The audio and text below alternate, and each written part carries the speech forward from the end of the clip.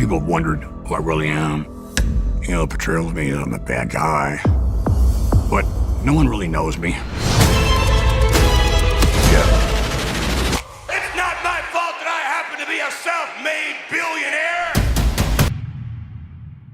In the electrifying world of WWE, heroes may come and go, but it's the villains who leave an indelible mark on the annals of sports entertainment. These superstars are the ones we love to hate. The boundary pushers, the dream crushers, the devastators who leave chaos in their wake. But how does WWE create its biggest villains? Is it by accident, or is it carefully crafted chaos? Let's dive deep into the dark side of WWE and explore the making of wrestling's greatest antagonists. The art of being a heel. In professional wrestling, being a heel is more than just a role. It's an art form. It transcends simple acts of cheating or trash talking. At its core, being a great villain in WWE is about understanding human psychology. WWE's most infamous villains have mastered the art of emotional manipulation. They create characters that are simultaneously despicable and compelling, arrogant yet entertaining. Whether they're breaking rules, betraying allies, or simply being insufferably smug, the best villains always leave the audience craving more. The evolution of WWE villains. In its early days, WWE, then WWF, relied on simpler villain archetypes. You had the foreign menace, exemplified by superstars like the Iron Sheik, who played on American xenophobia and Cold War tensions.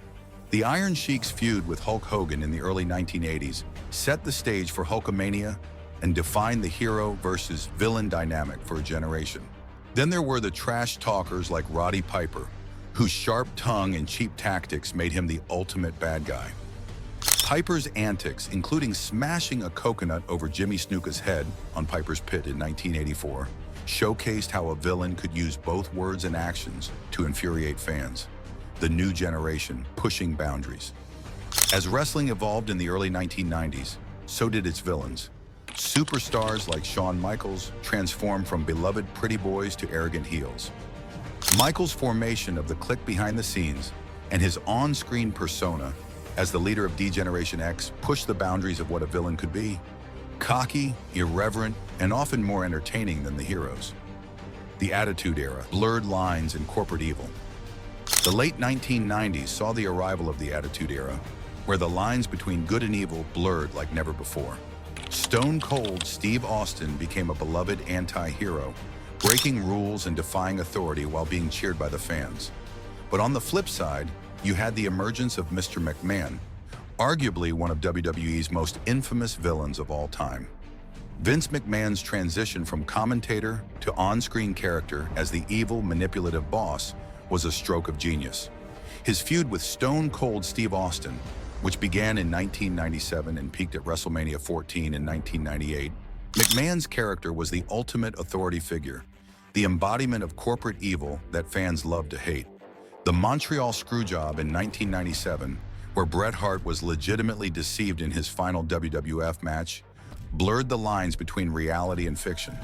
This real-life event fueled McMahon's villainous persona, proving that sometimes the most effective heel turns come from real-life controversies. The Ruthless Aggression Era, Dangerous Dominance. As WWE entered the Ruthless Aggression Era in the early 2000s, a new breed of villain emerged.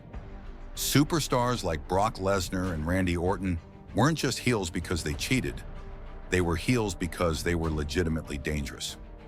Brock Lesnar's debut in 2002 and his subsequent rise to become the youngest WWE champion at the time showcased a villain built on sheer, terrifying power. His feuds with stars like The Rock and Kurt Angle established him as an unstoppable force. Randy Orton's evolution into the Legend Killer from 2003 to 2004 presented a calculated, remorseless villain. His attacks on wrestling legends like Mick Foley and his betrayal of Evolution in 2004 solidified his status as one of WWE's top heels. The power of the shocking betrayal. Some of WWE's most memorable villains were created in single shocking moments that changed everything. The most iconic of these was Hulk Hogan's heel turn at WCW's Bash at the Beach 1996. Hogan, the ultimate good guy for over a decade, betrayed the fans and aligned himself with the NWO. This moment was bigger than just a heel turn. It signaled a cultural shift in wrestling, with fans craving more complex, unpredictable characters. Character development and complex narratives. Great villains aren't just made from betrayals or bad behavior.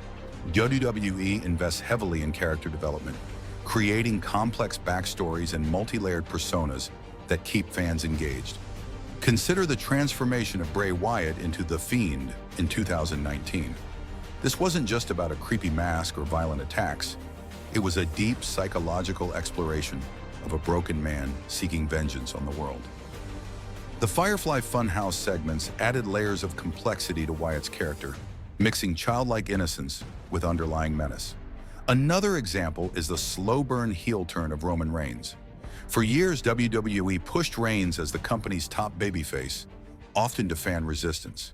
His transformation into the tribal chief in 2020 wasn't rushed. It was meticulously planned, allowing fans to witness his gradual descent into power-hungry dominance. This careful character development made Reigns one of the most compelling villains in recent WWE history, the necessity of great villains. But why does WWE put so much effort into crafting these complex antagonists? Because without a formidable villain, there's no compelling reason to root for the hero. The more imposing the villain, the greater the challenge. And when the hero finally triumphs, the victory is all the sweeter. Take Daniel Bryan's underdog story leading to WrestleMania 30 in 2014. His eventual triumph wouldn't have been nearly as impactful without the constant opposition from Triple H and the Authority. The Authority figures represented everything Bryan fought against, making his victory a true David versus Goliath moment. Modern villainy in WWE. Today, WWE continues to evolve its approach to creating memorable villains. Current heels like Roman Reigns, Rhea Ripley, and Dominic Mysterio each bring something unique to the table. Roman Reigns' tribal chief persona has dominated WWE programming since 2020. His alliance with Paul Heyman and formation of the Bloodline faction has created a powerful, family-oriented villain, stable reminiscent of classic wrestling families like the McMahons. Rhea Ripley's transformation from fan-favorite underdog to the domineering force in the Judgment Day has showcased WWE's ability to build complex female villains. Her physical dominance combined with psychological manipulation of characters like Dominic Mysterio adds layers to her villainy. Speaking of Dominic Mysterio, his turn against his father, Rey Mysterio, and subsequent prison gimmick demonstrates how WWE can take real-life family connections and twist them into compelling heel personas. The return of The Rock, the ultimate villain. In a shocking turn of events, WWE has brought back one of its most iconic figures, The Rock. But this isn't the people's champion we remember. The 2024 version of The Rock is more dangerous, more ruthless, and more determined to prove that he's the ultimate final boss of WWE.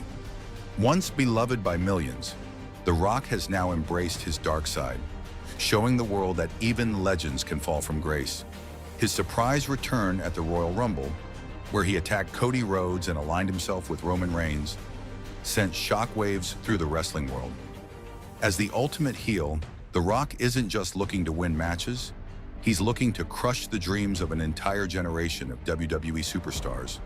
His promos, once filled with catchphrases that got the crowd going, now drip with disdain for the fans and current roster alike. The Rock's heel turn plays on the real-life discussion of part-time wrestlers taking spots from full-time performers. By leaning into this controversy and using his Hollywood success as a weapon, The Rock has crafted a villain persona that feels both fresh and familiar. Conclusion: the enduring legacy of WWE villains. WWE's greatest villains are etched into wrestling history for a reason. They are the characters that test our heroes, drive compelling storylines, and keep us coming back for more.